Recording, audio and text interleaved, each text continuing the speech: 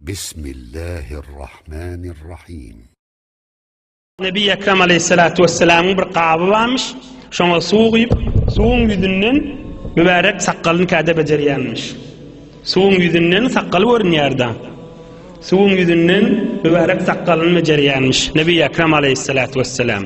Ve aynany gözleýänmiş. Ve aynany gözlänne mübarek sakkalyny ýa mübarek ýüzüni gözlänne elhamdülillah diýänmiş.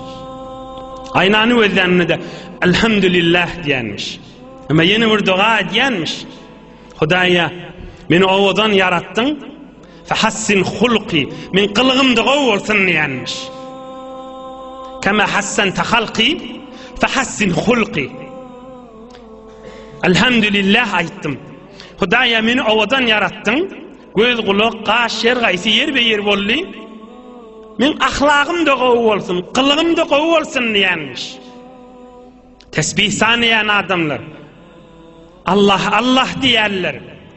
Elhamdülillah diýerler. Nebi Ekrem'in terbiyetidir. Bizim ahlagymyz da gowy bolmalydyr.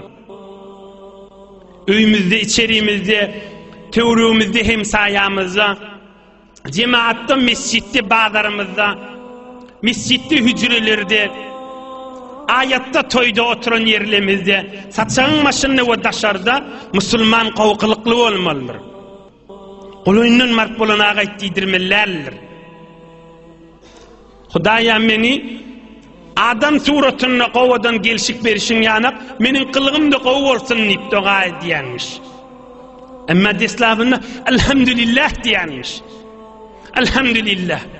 Hemmemize, belki hemme musulmanlara dersdir. Musulman ahlagyny ýatdan çykarmalydyr. Gowkylykly adam peýgamberimizin ýanynda boljakdyr kıyamet gününde. Gowkylykly adam, hoş ahlak adam, geceler namaz okuyup gündüzler nefil arada tutýanyň sogabyna alýandyr. Gowkylykly adam kyssan tuka kahar yer tuka kaharyny ýutýandyr. Gowkylykly adam bir nefer şoňa zulm etse, görmenşik bolýandyr, bilmenşik bolýandyr. Bilmenşik bolan ýerine dinini zerer bermese. Bilmenşik bolmak bir peýdasy bar boljak bolsa, bilmenşik bolanyň menden muhim zat däl bolsa, bilmenşik bolmaly Allah üçin, musulmançylykdan çyryp. برای مشاهده ویدیوهای بیشتر به کانال یوتیوب سخنرانی‌های علمای ترکمن سر بزنید، مشترک بشید و منتشر کنید، اجر ببرید.